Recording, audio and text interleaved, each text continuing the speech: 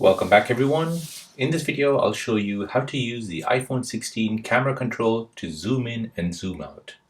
So if you just recently bought the iPhone 16 Pro, the Pro Max, and you want to use this camera control, which is located here on the right hand side of the phone, then let me show you how to do this.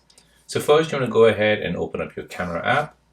Now here, placing your index finger on the camera control, do a light tap. And now this will basically take you into the zoom control. Now to zoom in, go ahead and swipe up. This will zoom in. And to zoom out, go ahead and swipe down. This will zoom out.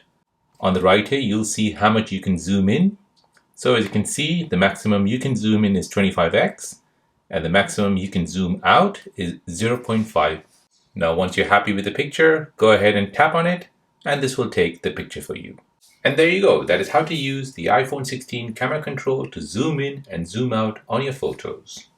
Now, if you're new on the channel and you want to find out more about your iPhone, your Android phone, or any other social media apps, then don't forget to subscribe to this channel. Hit the like button if you find this video useful. Thank you for watching and see you in the next one.